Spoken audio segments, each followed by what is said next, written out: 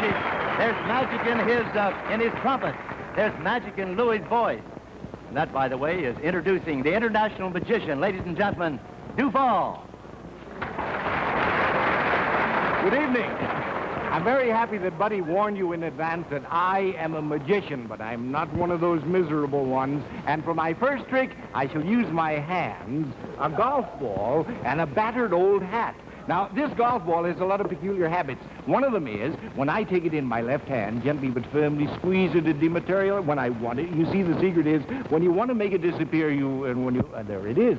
Now, I could, but it usually pops up again. Now, I'm going to hold that golf ball at the tips of the fingers of the right hand, leave it right there where you may see what goes on. Because in the course of the trick, I'm going to take one of them, bounce it off the table, make it land. Well, of course, here it is inside, where it should be. And I'm going to put the two of them over here so you may see what goes on. Because when we come to that, strange, I thought there were two. In reality, there were three, so we'll remember now. This is becoming irksome. But occasionally I can cause one of them to disappear, slide up my sleeve. All I have to do is give a push. One goes up the sleeve, then I reach into the shoulder and I catch it. I'll put that one back where it belongs. Another one. I didn't see that one a moment ago, and I don't believe you were paying attention on that pushing business. I'll try it again. You see, I give a push. Here it comes. Rolls along the sleeve at the back. All I have to do is reach up. Now, got away. In the old hat I'll get. No. Now, I must have pushed a bit too hard because it's traveling along. Well, I can feel it. Yes, they get about in the oddest places. Now, here's the strangest thing of all. Every time I take one away from my right hand, there's another one there.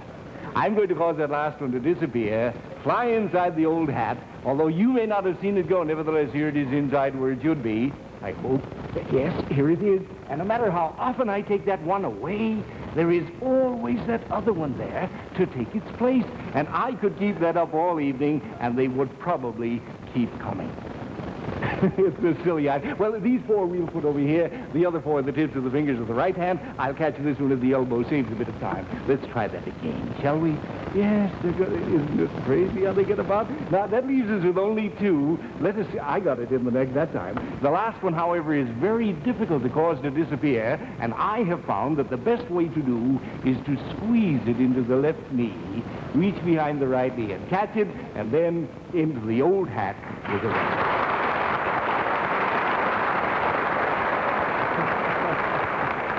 Now, I have another one for you. This isn't a trick at all. It's an invention, little thing of my own. I happened onto it quite accidentally, and it's dedicated to the pipe smokers among you, because when you want to smoke a pipe, you don't need any tobacco. As a matter of fact, you don't even need a pipe. Now, I know this sounds ridiculous, but when I want to smoke a pipe, I make one with my right hand. I roll the fingers of the right hand to form the bowl of the pipe. Then I draw out the thumb. That makes a stem. The improvised pipe is smoked like this. I can't smoke it now. I haven't yet put any tobacco in it. Now, this is another invention. I use a special brand of invisible tobacco in my pipe. I dare say you've never seen any invisible tobacco, so I brought some along to show you. A pocket full of invisible tobacco. Yes. Now, when I want to smoke my pipe, all I have to do is take a pinch of that tobacco, tuck it in the pipe in the same manner that you would tuck ordinary tobacco into an ordinary pipe.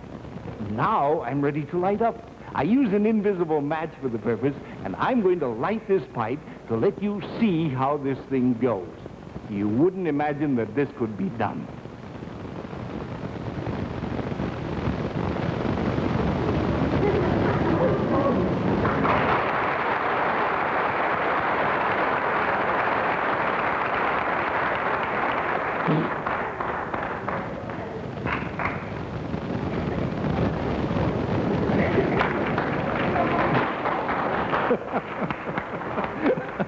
I love to toy with the incredible.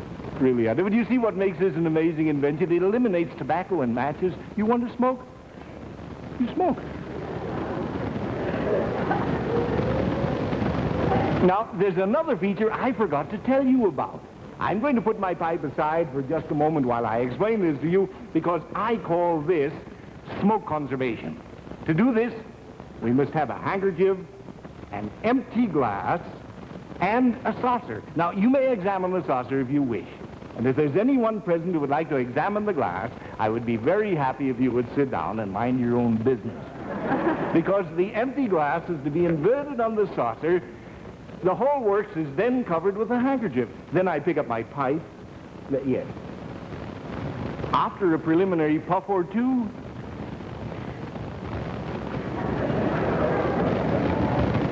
I gather up some smoke, toss it in the direction of the glass, and that's all there's to it. Then I put my pipe down. When I uncover the glass, wonderful but true, here is the glass, nicely filled with conserved smoke.